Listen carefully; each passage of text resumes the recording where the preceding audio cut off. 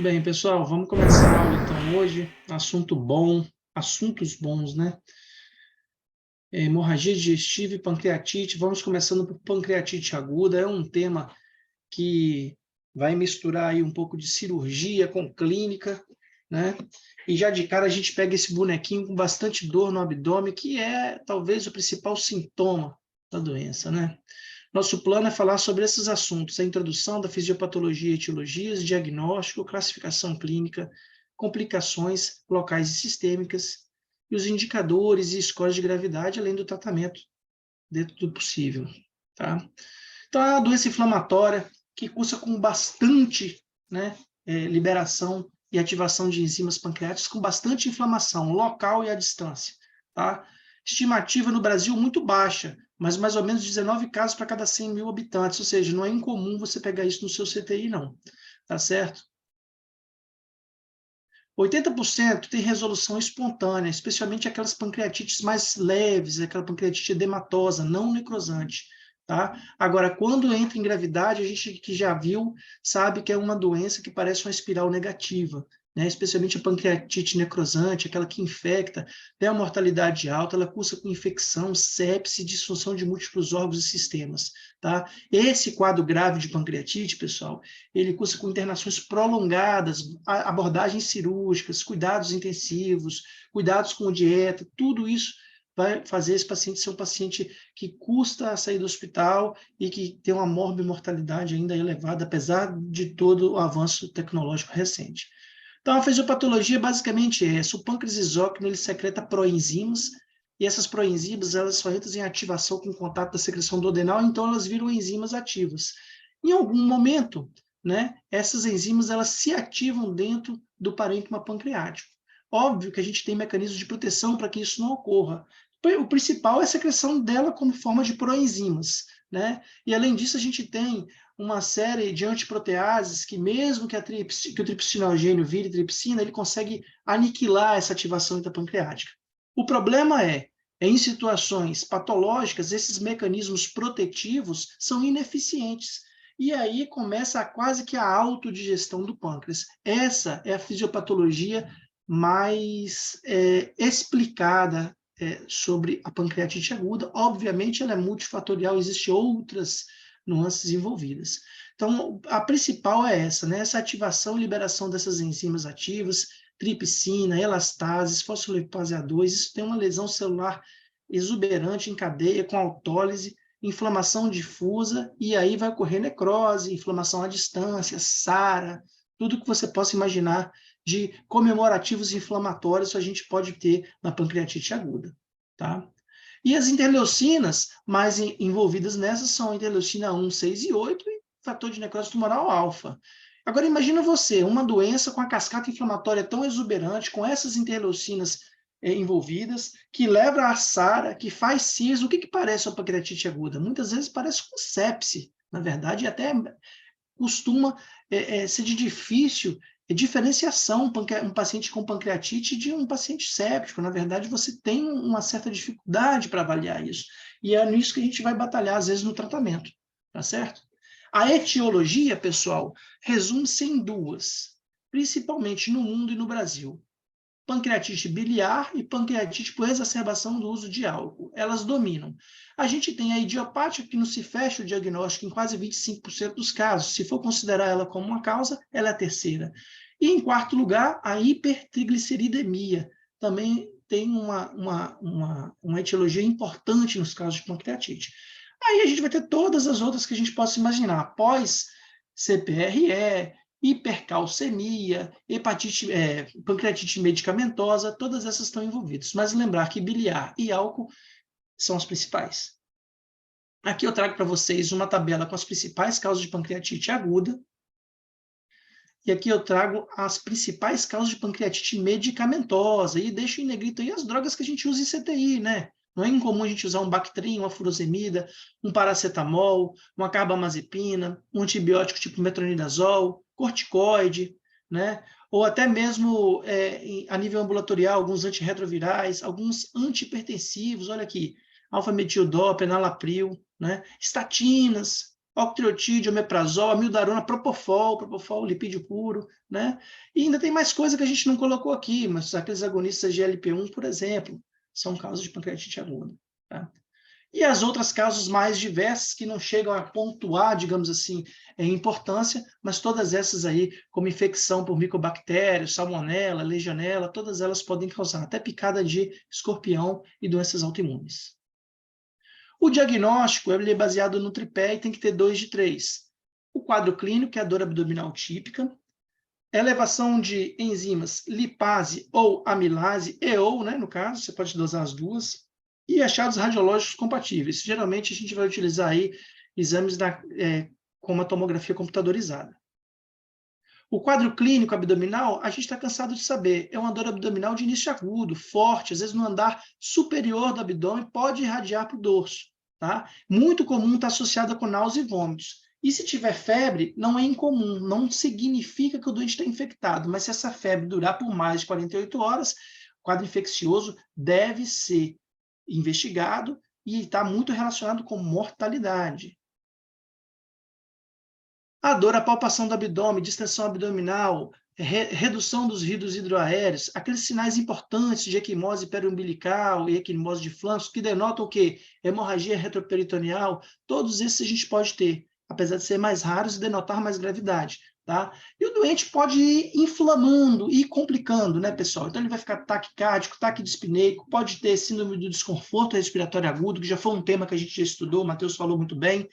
Ou esse paciente ele vai ter hipotensão, extremidades frias, rebaixamento do nível de consciência. Olha o sofo aqui, né? É um doente grave, né? E algumas alterações pontuais podem te sugerir a etiologia. Por exemplo, hepatomegalia, xantomas e edema de parótides.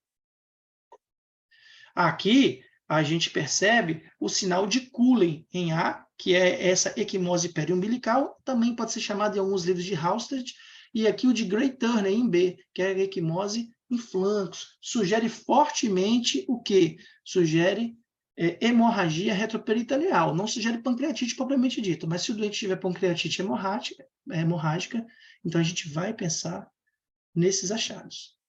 Os exames laboratoriais, a amilase. A amilase é o exame mais utilizado. Tem uma sensibilidade de 55% a 80%, se eleva em 6 horas, tá, pessoal? E tem um pico em mais ou menos 48 horas, mas se normaliza muito rápido. Então, se o paciente tiver um quadro arrastado, mais de uma semana, por exemplo, você pode não pegar uma amilase elevada. Geralmente, a gente usa o corte 3 vezes o valor da superioridade, tá? E a magnitude dos valores, ou seja, quanto mais aumentado esse valor, não tem correlação com a gravidade. Então, eu tenho um paciente com 2.000 de amilase, significa que ele é mais ou menos leve que um paciente que está com 1.000? Não, não significa. Tá? A normalização da amilase também, pessoal, ela não significa que essa pancreatite foi resolvida. A gente já viu que ela tem um pico aí e se normaliza em mais ou menos 3 a 5 dias. Tá certo? Muito bem.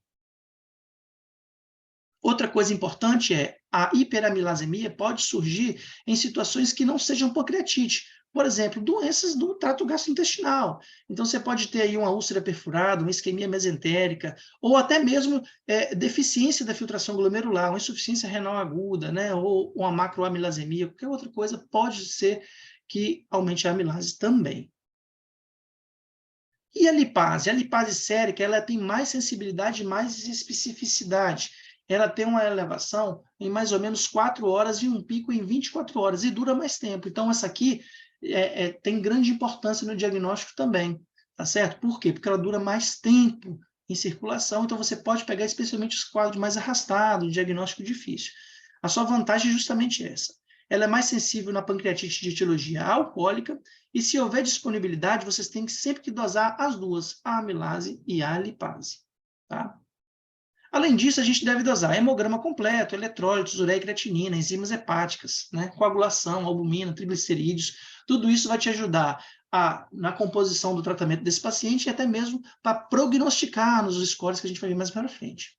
Nos exames de imagem, pode ser vários. O raio-x vai ser um raio-x inespecífico, né? Raio-x de abdômen, um raio-x de abdômen agudo. Então, a alça sentinela, nível hidroaéreo, às vezes, elevação de cúpula diafragmática, isso aqui não vai te sugerir muita coisa, não. O ultrassom vai depender muito do preparo. Se o paciente estiver muito distendido, vai ter muito interferência aérea. Isso aí não vai dar um exame de muita qualidade, porque o pâncreas é retroperitoneal. Talvez você não consiga acessá-lo pelo ultrassom. Mas você pode estudar muito bem uma vesícula, uma coleção e tudo isso que a gente pode utilizar via exames de ultrassonografia, além de avaliar o status volêmico desse paciente com POCUS mesmo, né? Ver uma cava, ver um VD, um VE, um pulmão, para ver se está em condições de SARA ou não, tudo isso pode te ajudar. Agora, a tomografia é o exame, né? É o exame principal radiológico, ele tem uma sensibilidade bastante alta, a especificidade também. Idealmente deve ser realizada depois de 48 horas dos sintomas, do início dos sintomas, porque antes ela pode ter um falso negativo, né? Ela não pode ser tão sensível assim para ver em quadros hiperagudos de doença, né? Ela é também útil nos diagnósticos diferenciais. Você está com abdômen agudo inflamatório e você quer descartar qualquer outra causa, então a tomografia com contraste, especialmente, tem bastante apoio nesse diagnóstico. Além disso, existem os critérios de Baltazar, que são os critérios tomográficos de predição de gravidade, a gente vai ver mais para frente. Qual que é o problema de usar ATC? O problema é o uso do contraste. A gente sabe que o contraste ele é nefrotóxico, né? Ele pode induzir vasoconstrição arterial e, inclusive, progredir a pancreatite edematosa para necrohemorrágica, por conta dessa possível, né, vasoconstrição arterial induzida pelo contraste. A indicação, então, pessoal, a gente vai fazer sempre na pancreatite, especialmente para a prova, após as 48 horas da evolução. Nos casos suspeitos de pancreatite aguda, ou pacientes com PCR mais elevada, a gente também vai tender a estudar esse paciente com exame de imagem. Aqui eu trago para vocês uma tomografia de abdômen, justamente com um paciente, né, com um quadro de pancreatite aguda edematosa, que a gente percebe aqui um grande plastão pancreático e o sinal da seta, né? E em B aqui a gente percebe também uma coleção peripancreática volumosa, né? Aqui a gente já percebe sinais de necrose com gás dentro do parênquima pancreático, que sugere fortemente infecção, quando associado com gás, tá certo? E a ressonância? A ressonância ela tem as mesmas vantagens da tomografia, tem maior sensibilidade para necroses e coleções. O gadolínio ele é menos associado à nefrotoxicidade, mas tem uma desvantagem. Ela é mais demorada para ser feita, quem já fez uma ressonância sabe. Ela é mais custosa, mais cara, né? E tem contraindicações ao método, ou seja, o seu paciente que foi para ventilação mecânica, muito dificilmente você vai conseguir, por exemplo, fazer uma ressonância magnética, né? Outros exames podem ser utilizados, colangiorressonância, né, CPRE, ultrassom endoscópicos, todas essas têm suas indicações. A colangiorressonância ela é comparável à CPRE para avaliar coledocolitíase, tá? A sua desvantagem é que ela não vê ar nos tecidos adjacentes, certo? E o ultrassom endoscópico ele tem alta sensibilidade para diagnóstico de etiologia biliar. Agora, cada um vai ter suas indicações específicas e tem que ser estudado caso a caso. Não é para sair pedindo para todo mundo com pancreatite, tá? A classificação clínica da pancreatite aguda, né, ela é importante porque nos primeiros 4 dias você tem ali a definição de como esse paciente ele vai evoluir. Existiram várias classificações clínicas, em 92 teve o simpósio de Atlanta, em 2013, que é a que é mais utilizada, a revisada, tá certo? A gente costuma falar em pancreatite aguda leve ou pancreatite edematosa, e falar também de pancreatite aguda grave ou necrosante. Então, vamos lá falar da pancreatite aguda leve, né? Ela é edema intersticial pancreático, né? Pode se estender a tecidos adjacentes. Geralmente, o paciente ele cursa bem. 80% dos casos é autolimitado e eles se resolvem em até 7 dias de internação hospitalar. Então, aquele paciente que a gente observa, libera a dieta mais cedo, ele fica menos sintomático e menos inflamado. Tá? Agora, a pancreatite aguda grave, essa é a doença que tememos, né? Ela é a necrohemorrágica, né? O paciente, em 20% dos casos, eles cursam com esse tipo de alteração, né? Ela pode ser classificada em moderada ou grave, né? Essa necrohemorrágica, que significa o quê? Complicações locais em ambas, só que a disfunção orgânica persistente torna ela em uma pancreatite necrohemorrágica grave, ou seja, aquele paciente hipotenso, com amina, foi para tubo, né, está em hemodiálise, esse paciente tem uma pancreatite aguda grave, necrohemorrágica, na sua versão mais grave, tá certo? O que é óbvio para a gente. Aqui eu trago para vocês o score modificado de Marshall, que é um score de disfunções orgânicas para pancreatite aguda grave, que considera o sistema respiratório, o renal e o cardiovascular. Veja bem, não parece bastante com o SOFA que a gente usa lá na sepse? E a gente usa o SOFA para prognosticar aqui também. Mas veja que ele pontua de 0 a 4, ele considera a PF, né, a creatinina sérica, né, e a condição hemodinâmica da pressão arterial sistólica e pH, tá certo? Isso como parte cardiovascular. As complicações da pancreatite aguda grave, a necrohemorrágica, elas são de alta morbimortalidade. Tá? Essas complicações elas podem ser pancreáticas ou extrapancreáticas. E as necroses pancreáticas, elas cursam com infecção em até mais ou menos com a mortalidade alta e pode atingir até 30% dos casos, a depender da condição clínica do paciente. E esses pacientes eles vão cursar mesmo com síndrome de disfunção de múltiplos órgãos, um quadro muito grave, muito parecido com sepse e choque séptico. Tá? A mortalidade é tão pior quanto maior a extensão da necrose e quanto a condição da infecção dessa necrose, se existir. Tá certo? As complicações locais, então a gente vai começar a falar das complicações. A necrose é a principal. A necrose pancreática é a complicação mais comum e mais grave, mais temida, né? Por quê? Porque ela leva a intensa resposta inflamatória. Então, o paciente vai ter também as complicações à distância. Além disso, ela já tem uma mortalidade alta, mesmo que não infectada. Veja bem, a pancreatite necrosante estéril já tem uma mortalidade elevada. Agora, se esse paciente tiver uma necrose infectada, aí sim esse paciente é muito grave. Né? E por que ela infecta? Basicamente por translocação bacteriana, né, pessoal? Do ciclo enteral ali, que o paciente está todo com aquela estase, sem dieta, né? Já tem atrofia de microvilosidades, ele tem uma inflamação exuberante, vasodilatação, isso propicia a translocação bacteriana e aí uma necrose ali do lado, batata para fazer a infecção. Além disso, pode ter muita formação de coleções, fístulas e abscessos, tá certo? Aqui a gente tem uma dica que a gente pode utilizar a aspiração de agulha fina e pesquisa de grã em cultura quando tem a necrose suspeita de infecção. Agora, esse tipo de procedimento, que é minimamente invasivo, mas tem seus índices de complicação, ele pode ser até dispensado se você fizer uma tomografia e tiver necrose com gás, porque isso denota virtualmente infecção em 100% dos casos. Tá? Além disso, o tratamento da necrose ele é um pouco controverso. Será que ele é 100% cirúrgico sempre? Então, antigamente ele era, né? Agora, a gente tem abordado de outras formas. Então, assim, a cirurgia aberta com necrosectomia, ela era indicada e sempre foi o padrão ouro no passado, especialmente em casos de infecção ou com piora clínica muito exuberante. Então, o paciente tinha necrose e tinha infecção, ele ia para a barriga aberta e necrosectomia. Depois, fomos tendo um pouco mais de receio de abordar, porque esse paciente ele é muito inflamado, ele é muito difícil de manejar. Imagina aquela barriga inflamada, né? É difícil até a abordagem cirúrgica, a identificação das estruturas. Então, surgiu então a questão da intervenção percutânea e a via endoscópica. Por quê? Porque tem menor custo, né? E tem mais benefício para o paciente, porque ela é menos invasiva. Então, como é que se aborda esse paciente com necrose infectada? Que esse tem indicação cirúrgica, né? Ou paciente com necrose e deterioração clínica. Se possível, faça antibiótico por 4 semanas, porque isso vai gerar uma instabilidade local, vai gerar parede fibrosa em torno da necrose, o que facilita o procedimento e a identificação das estruturas. Essa drenagem já foi avaliada em fazer precoce ou não precoce, e não teve melhor desfecho fazer avaliação precoce cirúrgica dessas necroses infectadas. Então, se possível, manter antibiótico e abordar após 4 semanas. Né? Essa conduta que a gente chama de expectante, ela evita mais ou menos 30% das intervenções. Ou seja, o paciente ele sai menos invadido, ele sai até com uma proposta um pouco melhor para recuperação. Tá certo? Então, resumindo, tem necrose infectada? Vamos fazer antibiótico, se possível, por 4 semanas e depois abordar. Abordar como?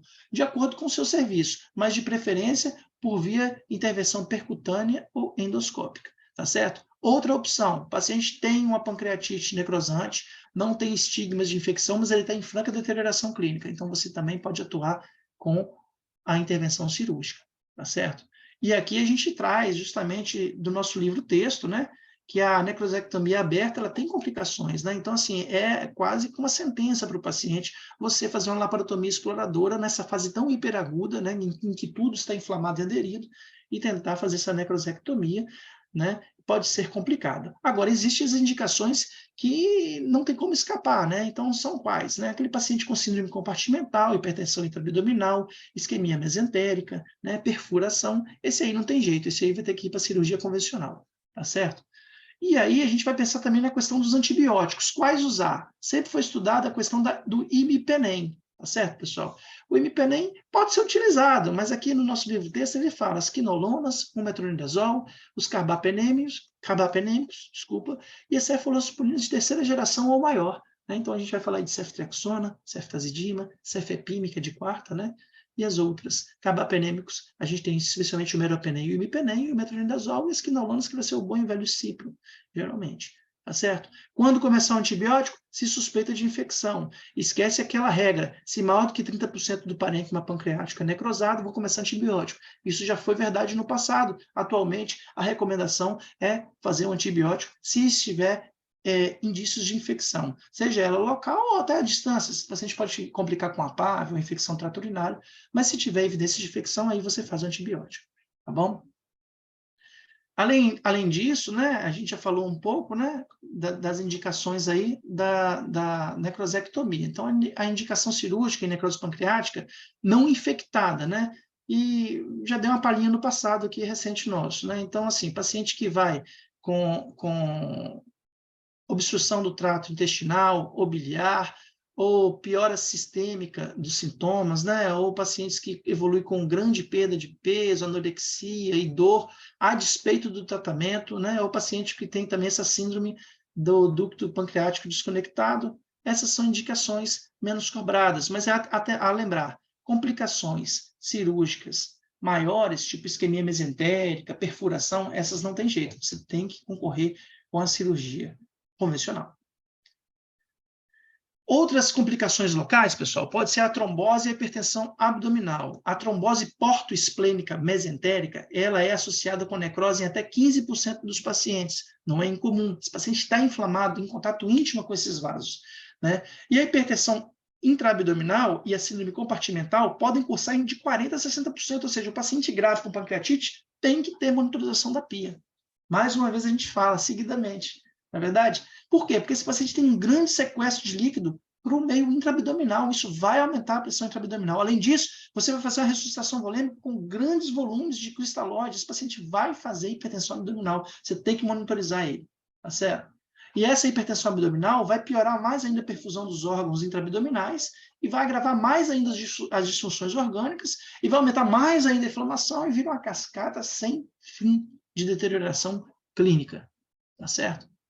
O pseudocisto, a gente está cansado de saber, né? É o que a gente estuda bastante na escola, né? E, geralmente, eles são precedidos por pancreatite aguda em 90% dos casos, mas podem ocorrer também em vítimas de trauma, não é incomum. A parede do pseudocisto, ela tem tecido necrosado em granulação, ela não tem epitélio de fato, por isso que é pseudo, né? E esse paciente, geralmente, ele vai ter uma dor abdominal, uma massa palpável no flanco, né? E o diagnóstico geralmente sai pela imagem. As diretrizes, pessoal, recentemente, elas não recomendam cirurgia para qualquer caso de pseudocisto ou necrose extrapancreática, tá? Esse aí a gente vai ver caso a caso e vai avaliar de acordo com a drenagem via endoscópica ou avaliação cirúrgica convencional por laparoscopia, tá certo? O problema maior é ele evoluir com abscesso ou ruptura, e aí as complicações são temidas, são graves, o paciente fica chocado e isso tem que ser abordado bem de perto, tá? E as complicações sistêmicas? Pensa na pancreatite como CIRS, pancreatite grave. E como CIRS, você vai lembrar de sepse. E com sepse vem junto SARA. Então, o paciente vai ter isso tudo em comemorativo. Às vezes, ele vai ter, inclusive, a sepse mesmo, né? Então, esse paciente com inflamação pancreática, ele tem ativação dessas cascatas todas, alterações hemodinâmicas, respiratórias e renais, né? Até 65% dos pacientes graves, eles cursam com vasodilatação, aumento da permeabilidade vascular, extravasamento de líquido, hipotensão, hipovolemia, é um doente difícil o manejo, né? E você passa volume e ele sequestra para o abdômen. Na parte respiratória, 55% das vezes também cursa com pneumonia e SARA. Isso eu estou falando do doente grave, né? E na parte renal, esse doente ele vai, por conta da hipovolemia mantida, fazer uma insuficiência renal aguda. Além disso, tem todos aqueles comemorativos da inflamação, da CIRS, da sepsis e dos agentes nefrotóxicos. que vão o quê? Que vão culminar no paciente com insuficiência, uma injúria renal aguda, certo? E os indicadores de gravidade à beira do leito, o que pode te mostrar que esse paciente está evoluindo mal? Uma hemoconcentração, né, que a gente vai ver pelo aumento do hematócrito, isso denota muito sequestro líquido, denota um sangue sem água, né? Então o sangue fica hemoconcentrado, aquele hematócrito alto. A PCR, maior do que 150 mg por litro nas primeiras 48 horas, denota maior gravidade. Talvez seja um grande marcador laboratorial, e é nesse corte aí mesmo, tá? 150 mg por litro. Procalcitonina, ela é muito importante, às vezes, para até diferenciar um quadro de pancreatite de um quadro de sepse sobrejacente. Então, deve ser utilizada. E se você conseguir dosar as duas, interleucina 6 e procalcitonina, as duas são fortes preditores negativos de infecção da necrose pancreática. Tá certo? Isso é importante. Outros indicadores de gravidade que a gente vê só no olho. Então, o paciente obeso, com IMC maior do que 30, além de ter risco de pancreatite aguda grave, ele tem risco para complicações, como necrose e maior mortalidade. Tá? Outra coisa, ureia elevada nas primeiras horas. Se o hematócrito denota hemoconcentração, a ureia elevada também denota o quê? Hipovolemia, pelo menos transitória. Né? E a cada 5 mg de decilitro nas primeiras 24 horas, dobra a mortalidade, ou seja, presta atenção no seu doente. A creatinina, da mesma forma, também. Se ela aumentar muito nas primeiras 48 horas, pode predizer o quê? Mortalidade elevada, e esse paciente provavelmente pode estar evoluindo com necrose pancreática. Aqui eu trago todos os achados clínicos que a gente pode ver, né, de acordo com os achados clínicos de maior gravidade na pancreatite aguda. Então, só um resuminho para a gente, tá, pessoal? Não vou passar de todos, mas a gente tem os achados clínicos, os achados laboratoriais e os achados radiológicos. Isso é importante a gente sempre lembrar. E os scores de gravidade? Lá vem você falar de Hanson, Baltazar, falar de não sei o quê, Apache. Então, são mais de 20 critérios utilizados. Cada serviço tem o seu, mas tem os principais, que é Hanson, que é o clínico, e o Baltazar, que é tomográfico. O Hanson, ele é de maior gravidade para mortalidade se o paciente tiver mais do que 3 critérios, geralmente. E o Baltazar, ele foi descrito na década de 80 e foi modificado depois para esse CTSI, que é o Computer Tomographic Severity Index, e ele é tão mais grave quanto maior os achados, mas especialmente quanto maior igual a 7. A gente vai ver depois. Tá? Então, aqui eu trago para vocês os critérios de Hanson. A gente leva em consideração idade, leucograma, glicemia, desidrogenase lática de TGO na admissão, e em 48 horas, todas essas alterações. Hematócrito, ureia, cálcio e tudo mais. Qual que é o grande problema? Primeiro, esses critérios eles são diferentes para o paciente que tem pancreatite biliar. Então, tem uma outra tabela. Segundo, você precisa de 48 horas para calculá-lo. Então, assim, você pode demorar para estimar um risco desse paciente. Por isso que a gente fala de tantos outros riscos. E aqui a gente tem o critério tomográfico, né, que vai considerar os achados do pâncreas e os achados em relação à necrose. Então, lá, pâncreas normal, aumento difuso, inflamação peripancreática, coleção líquida e mais de 2 coleções. E aí, em relação à necrose, menor que 30, entre 30 e 50 e maior do que 50. Obviamente, eles têm a pontuação aqui do lado. E se você somar e der maior ou igual a 7, esse paciente tem maior mortalidade. Você tem que avaliar ele muito de perto no CTI. Outros indicadores de gravidade, a gente tem os critérios de Glasgow simplificado, que parece muito os critérios de Hanson, mais fácil de avaliar, em dose única, digamos. Tem o Apache 2, que é uma ferramenta utilizada largamente para prognosticar o paciente grave no CTI em 24 horas. Tem o SOFA, que a gente rememorou ele agora recentemente há alguns anos, né? Falando de sepse. E tem o BISAP, que é para identificar, e ele é mais específico para mortalidade nas primeiras 24 horas do paciente com pancreatite aguda. Esse é só para pancreatite. SOFA e Apache, não. Tá? E a classificação de Atlanta modificada aqui é quase que um resumo de todas essas tabelas. Pessoal, não tem que decorar. É só para saber da importância. Tá? Então, aqui eu trago os critérios de Glasgow modificados. A gente vê que leva em consideração idade, leucócito, glicemia, desidrogenase lática, albumina, ureia, cálcio e PO2. Só pegar um paciente desse e não ter uma gasometria, você já está errado, né? Não precisa de critérios de Glasgow para te lembrar disso. Tem o BISAP, que aí considera a ureia do sangue, o estado mental do paciente, se ele tem sinais de CIRS, né? Se ele tem idade maior que 60 anos, e se ele tem derrame pleural. Qualquer um desses já pontua em gravidade. Tá? E aqui são os 3 principais que são indicados pelo nosso livro-texto, ou seja, você tem que lembrar do Hanson, do BSAP e do Apache 2, que para ele são os 3 principais relacionados à sensibilidade, especificidade e valor preditivo positivo, tá bem? Aqui eu trago para vocês justamente o resumo que eu te falei lá dos critérios de Atlanta revisado. Então, todos esses aqui são indicadores, qualquer um que esse paciente pontuar, ele é um paciente grave. Então, desde as condições clínicas, das complicações como necrose, pseudocista, abscesso, e dos scores, ou seja, um Hanson maior ou igual a 3, um Apache maior que 8, um SOFA maior que 3, um critério tomográfico maior ou igual a 7, PCR e hematócrito. Então, esse aqui é sua cola de bolso, tá certo? Esse paciente que pontua em qualquer um desses cenários é um paciente grave. Tá?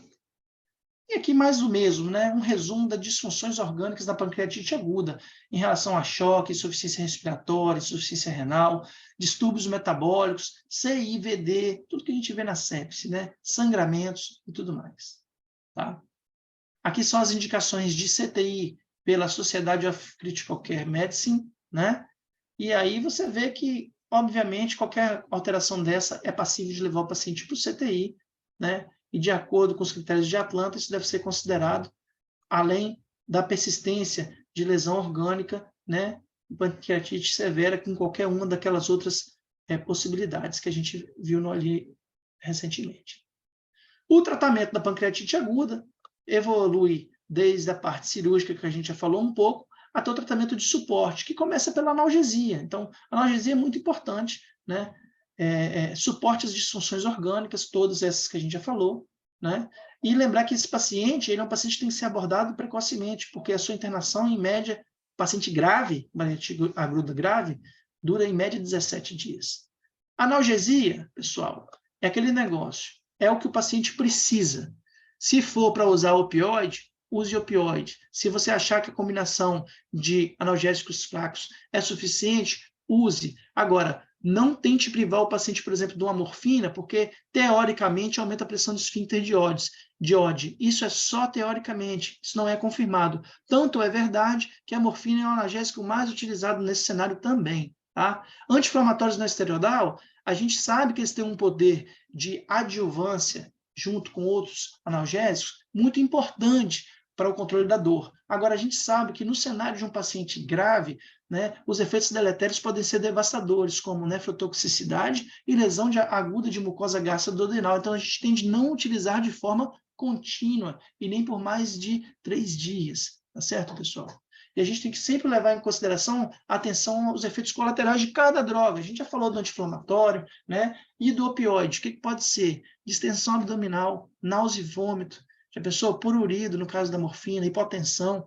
Tudo isso a gente tem que levar em consideração também. Mas trate a dor do seu doente. Esse paciente vai ser mais fácil de conduzir. O suporte hemodinâmico, então você vai fazer uma hidratação vultuosa para esse paciente nas primeiras 12 a 24 horas. Geralmente, após 48 horas, já não é mais necessário. Lembrando que, ao longo do tempo, quanto mais positivo o balanço, pior para o paciente. Mas aquela fase inicial do choque não tem jeito. Esse paciente vai precisar de um cateter venoso central, uma vesical, talvez ele precise de vasopressores e PAM, você tem que manter uma média maior do que 65 e teoricamente, uma diurese acima de 0,5 ml por quilo-hora, tá certo? Atenção para os pacientezinhos que têm insuficiência cardíaca e insuficiência renal. Aí você vai ter que particularizar a infusão de cristalóides, senão você vai arrumar mais outro problema. E é interessante você sempre utilizar provas de ressuscicidade a fluido, ultrassom à beira-leito, isso é muito importante. Não é só para ver as complicações locais, é para avaliar o paciente no seu complexo inteiro, tá? E as outras provas perfusionais, tanto macro quanto microhemodinâmica. Achei muito importante deixar isso aqui para a gente salientar. Então, na macrohemodinâmica, a gente vai ver nível de consciência, diurese, enchimento capilar, Motley score, taquicardia, débito cardíaco. E os perfusionais, lactato, base excess, né? Gap de CO2, saturação venosa central de CO2, tudo isso é muito importante.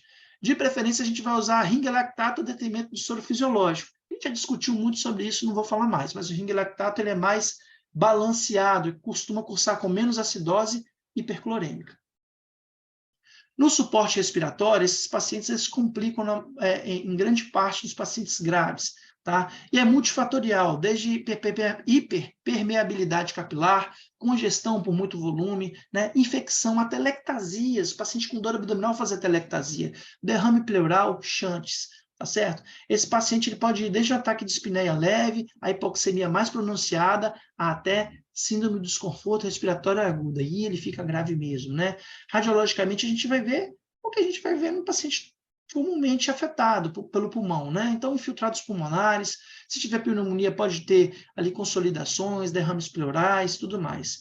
O suporte ventilatório pode ir desde oxigenoterapia por catéter nasal, máscaras, VNI e ventilação mecânica. Se evoluir para ventilação mecânica, não tem mistério. Seguir as recomendações de ventilação protetora. Se o seu paciente tem SARA, tá certo? E em relação à VNI, pode utilizar na pancreatite aguda? Pode. Teoricamente, pode ter até boa resposta. O grande problema da VNI nesse cenário é distensão gástrica. Esse paciente geralmente está nauseado e vomitando. Isso pode te limitar muito, mas não é contraindicado. É aquele negócio, vamos ponderar caso a caso, tá? Suporte renal desses pacientes, pessoal. A injúria renal aguda ela ocorre em mais ou menos 40% dos casos. Geralmente, a principal causa é a hipovolemia, uso de contrastes, antibióticos nefrotóxicos e sepse. Tá?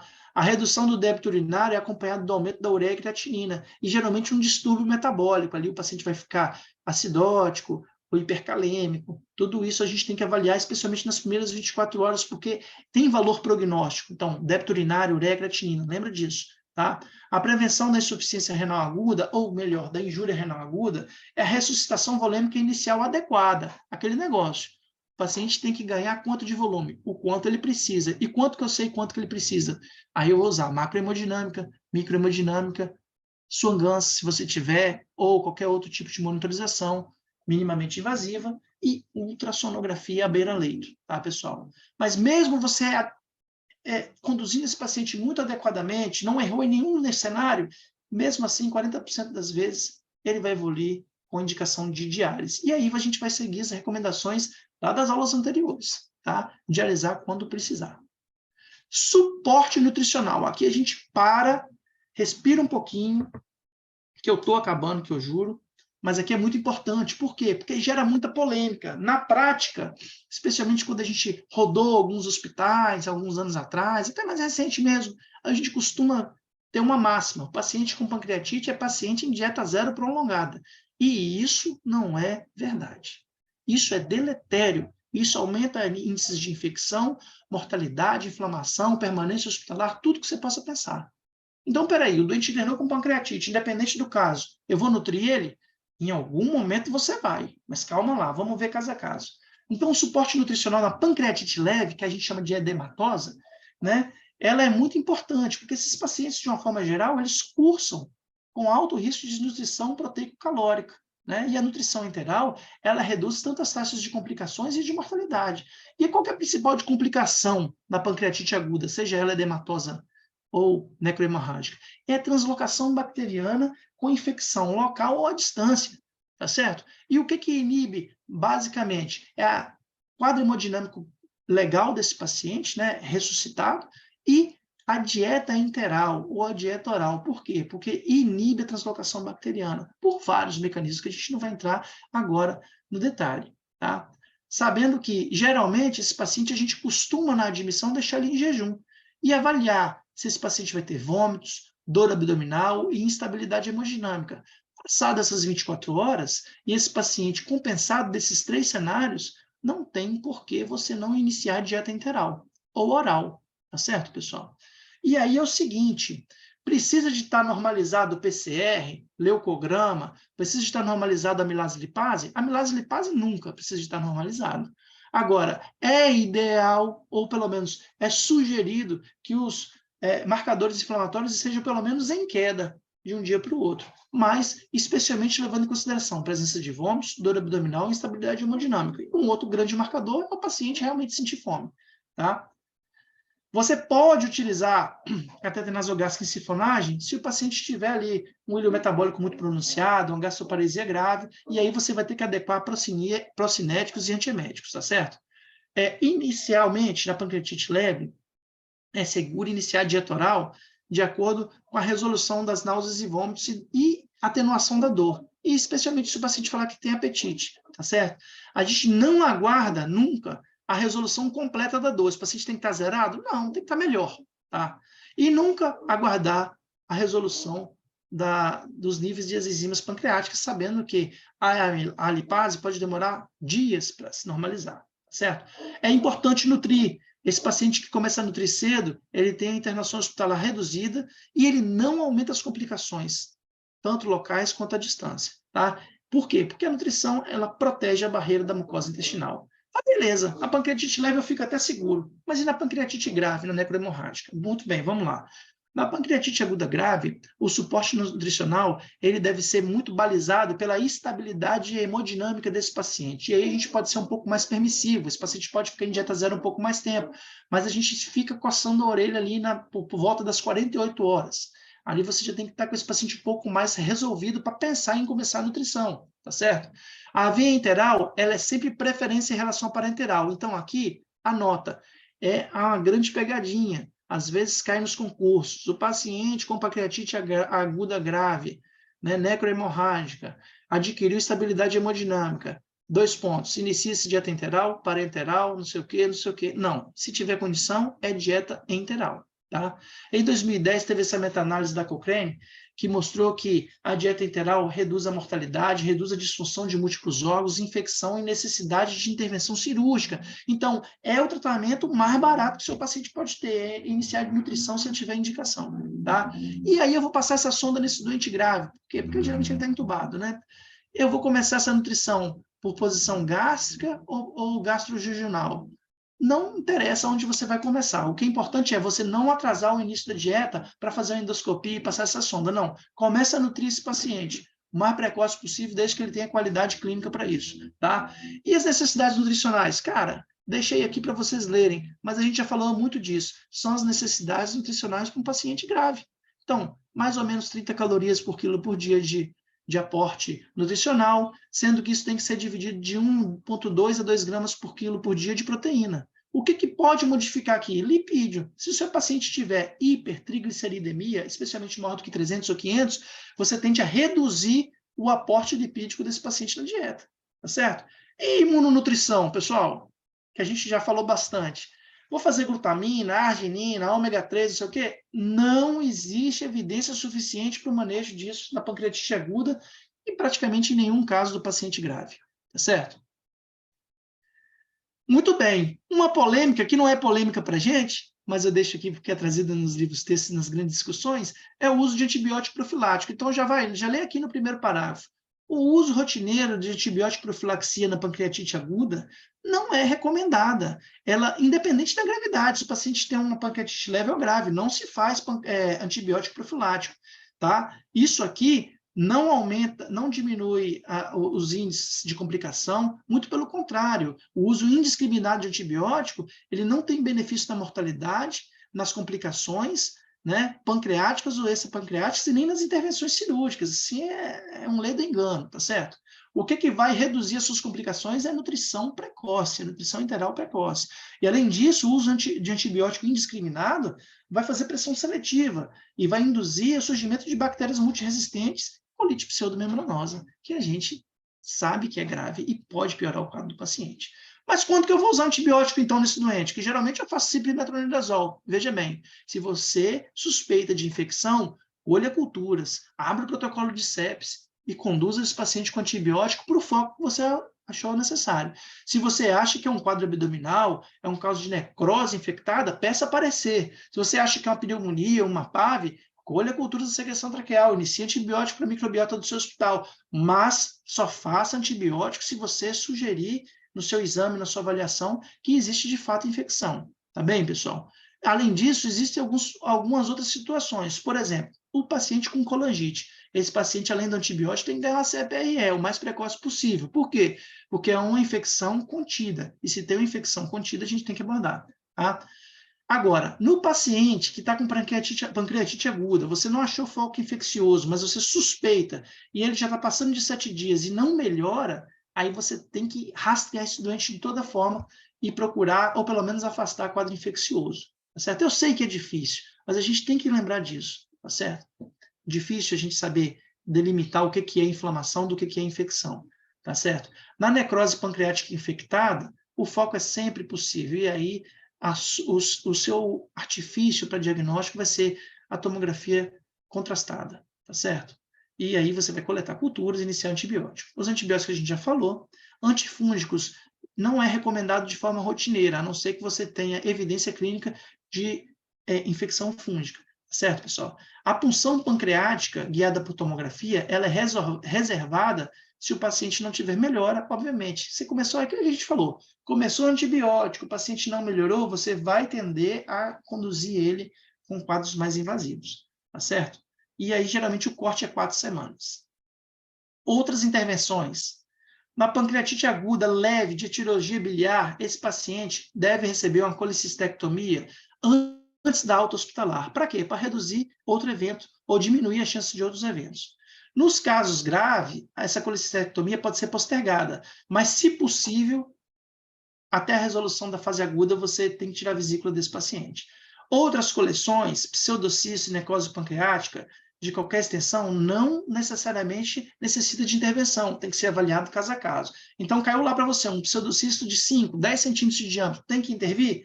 Não. Agora, se for abscesso, talvez não, você vai ter que abordar. Tá? Procedimentos minimamente invasivos, elas evitam cirurgias abertas, em aproximadamente 50% dos casos, e não é pior, não induz o paciente a piora clínica, ou pelo menos ela não é menos adequada do que uma cirurgia convencional, e reduz a mortalidade e o número de complicações relacionadas à intervenção aberta mesmo, tá certo? Agora, uma coisa importante, e eu bato de novo, síndrome compartimental abdominal, a gente tem que ter atenção, esse paciente vai ganhar muito volume, vai ter muito sequestro líquido abdominal, ele tem que ter a pia aferida. E, para terminar, existem outras causas de pancreatite que não são tão convencionais, mas a pancreatite por hipertrigliceridemia é uma condição um pouco mais rara, mas é muito grave e difícil de tratar. Geralmente, você vai ver um paciente com mais de 1.000 miligramas por decilitro de triglicérides e na ausência de outros fatores que cursem com pancreatite. Então, você vai dar esse diagnóstico, né? Os pacientes que têm maior risco são pacientes diabéticos, gravidez, obesidade e dislipidemia, tá, pessoal? Geralmente, com o tratamento do suporte, naturalmente, esses níveis de triglicéridos eles já caem.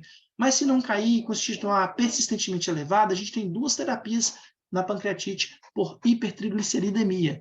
Um é o uso de insulina venosa e, por último, a plasmaférese. Como é que a gente faz o uso dessa insulina venosa? Nessa dose de 0,1 a 0,3 unidades por quilo-hora, e, se necessário, você pode até infundir concomitantemente com soro glicosado. Muito parecido com aquela fase lá da cetoacidose diabética que o Matheus falou. Não sei se vocês lembram, mas vale a pena voltar para dar uma olhada. E a plasmaférese? A plasmaférese ela é reservada geralmente para os casos mais graves. Por quê? Porque ela pode cursar com instabilidade hemodinâmica, né? Ela é mais cara e não está disposta em qualquer centro, mas também é utilizada. A nível de curiosidade, a gente tem que saber essas duas, tá certo? Se o paciente tem uma pancreatite aguda por essa causa de triglicérides elevado, a gente tem que dosar ele pelo menos a cada 24 horas e manter esse tratamento de suporte, seja com insulina ou plasmaférese, pelo menos até esse triglicérides estiver abaixo de 500, tá certo? E aí, quando o paciente for de alta, ou ele pelo menos adquirir condições clínicas, você vai prescrever uma dieta pobre em açúcar, né? E uso de alguns antilipêmicos, especialmente a genfibrosila, ali nessa dose de 600 miligramas 2 vezes ao dia, certo? Aqui eu deixo para vocês um resuminho, que eu não vou ler, mas depois vocês olhem com carinho, certo, pessoal? Termino por aqui. A nossa bibliografia é o Critical Care, tá certo? E se vocês quiserem e tiverem curiosidade, tá muito bom o capítulo de pancreatite aguda. Um abraço a todos.